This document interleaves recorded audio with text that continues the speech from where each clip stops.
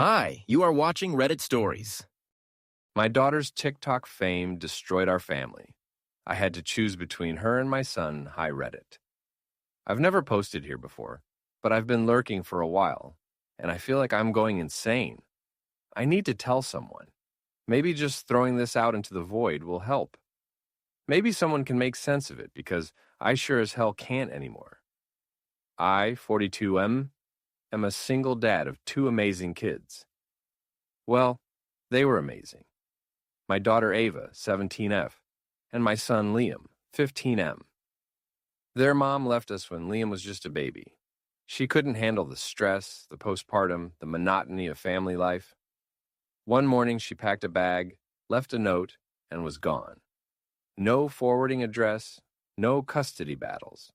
Just gone. So, I raised them on my own. I worked construction during the day and delivered groceries at night when things got tight. My life revolved around those kids.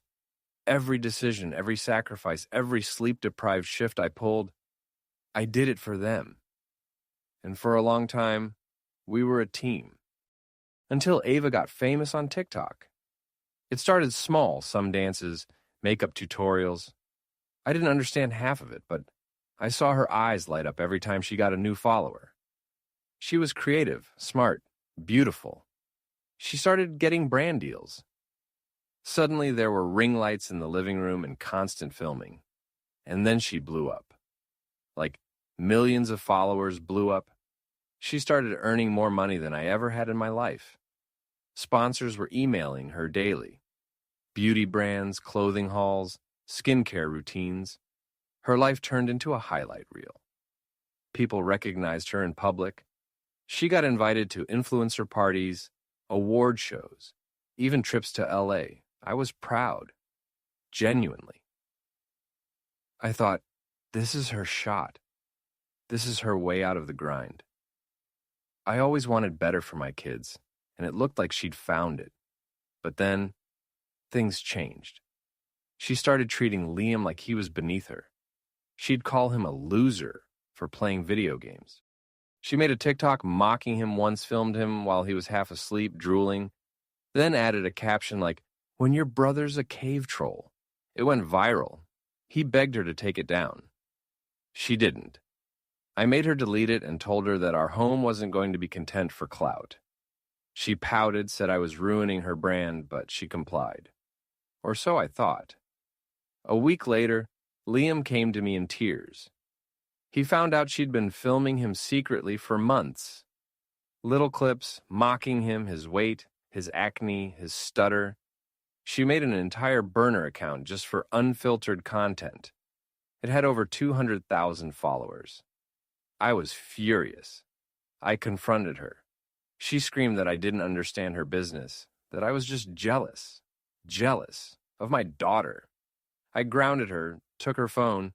She ran away to her influencer friend's place, called me abusive online, accused me of stealing her earnings. The hate DMs I got from her fans were unreal.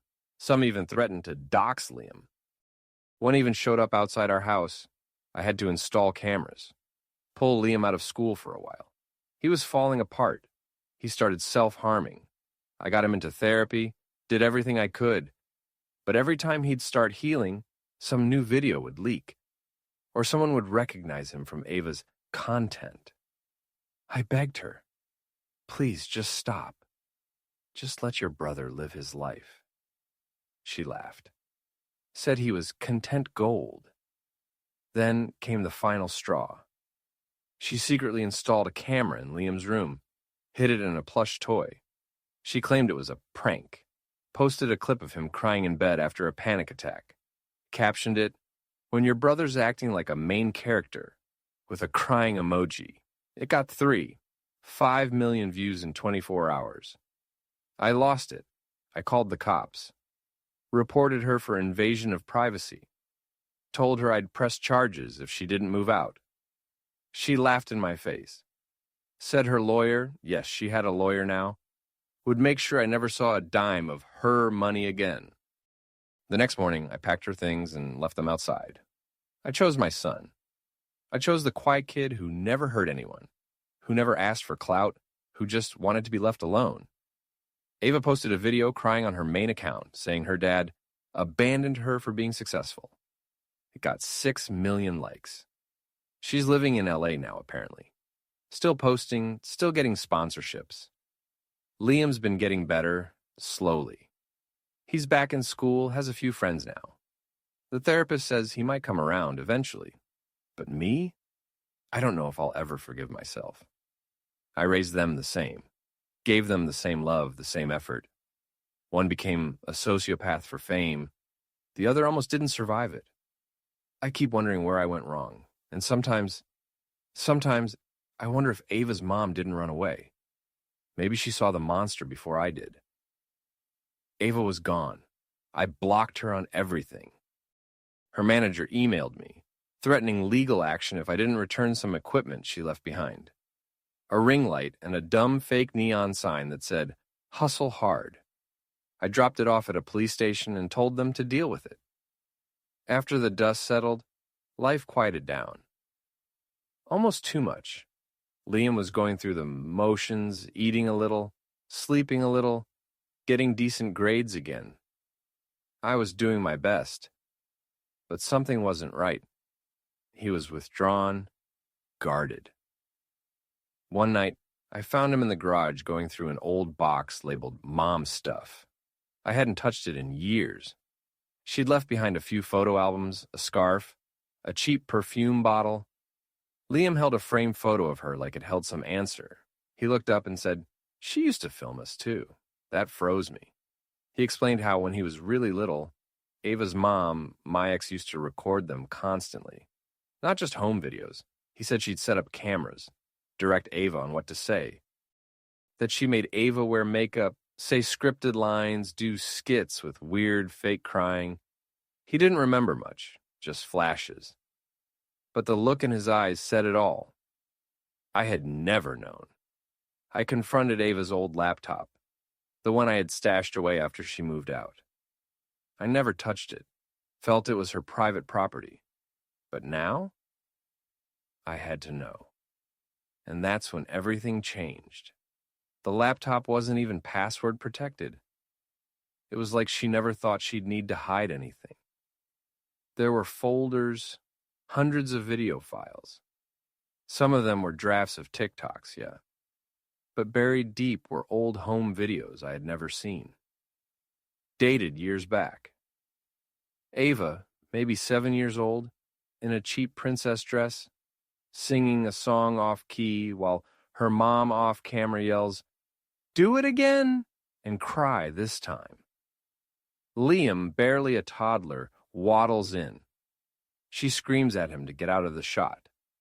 In another, Ava's mom is in front of the camera, holding Ava's shoulders, saying, "Let's try a viral video today." Ava's face is blank, trained. It clicked.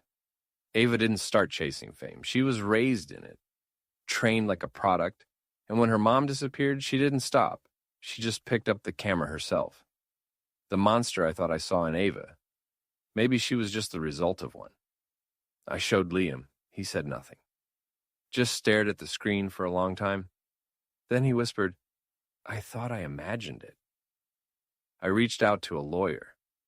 Not for revenge, but because suddenly, I had this burning need to know why. Why Ava's mom did what she did, where she went, who she became. And Reddit. Get this. She didn't disappear. She rebranded. She's now a family content creator on YouTube under a new name. Hundreds of thousands of subscribers. She films with her new family. 2 young kids, all smiles, perfect lighting, scripted joy. I recognized her voice instantly. She hadn't abandoned Ava to escape the family life. She abandoned her because Ava got too old to be cute. She moved on, like a director finding younger talent. I sent Ava the link. She replied to my email in under 2 minutes. Just a subject line, I know. Turns out she had already found the channel months ago. That was what triggered the burner TikTok account. The mocking videos. She was repeating the cycle. She said she didn't know how to stop. That mocking Liam made her feel powerful. That filming others made her feel in control like her mother had been. She admitted she hated it, but she also said it was the only thing that made her feel real. I wish I could say that was the moment we started healing, but I didn't reply.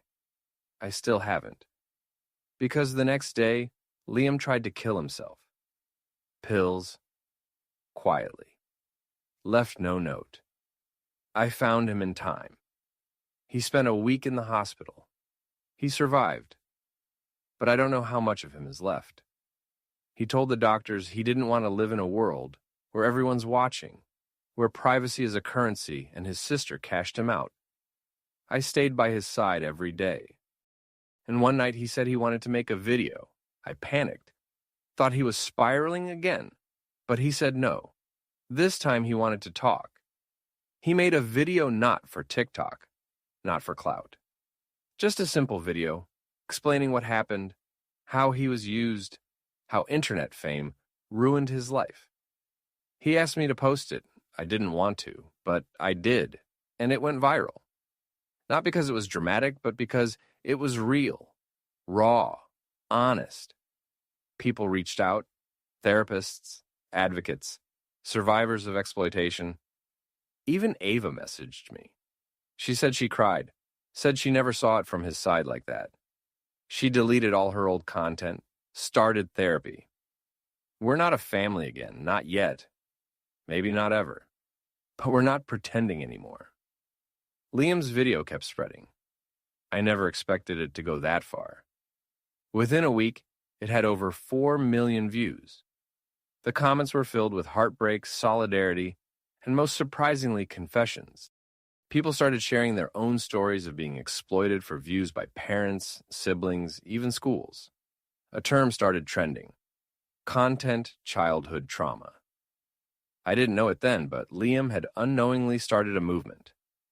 Ava reached out again, this time with a long email. No influencer voice. Just Ava, my kid. She apologized. Deeply. She said she was in therapy, that she realized her success had been built on a foundation of humiliation and manipulation, and that she hadn't been the only victim Liam had been too. She said she had reported her own burner account to TikTok and requested a full deletion. She said she'd started returning money from those videos to child privacy organizations. But the biggest thing? She asked if she could apologize to Liam in person. I asked him. He thought about it, then said no. I respected that. Ava didn't push. Instead, she wrote Liam a letter. Handwritten. It arrived a week later in a simple envelope with no branding, no glitter, no apology in the form of a TikTok. Just a note, a real one. He read it twice, then tucked it into a drawer. Didn't say anything for a long time. Then finally, he said, "Maybe I'll write back. One day." Meanwhile, I wasn't done with Ava's mom. After finding her new YouTube channel, I started documenting everything: video clips, voice comparisons, timestamps. I wasn't out for blood, but I wanted to protect the kids she was filming now. They were around 5 and 6. Perfect content age. I sent a detailed report to child welfare in her state. I sent it to YouTube, too. At first, nothing happened. Then, a content warning appeared on one of her videos. This video is under review due to reports of potential child exploitation. A few days later, the whole channel disappeared.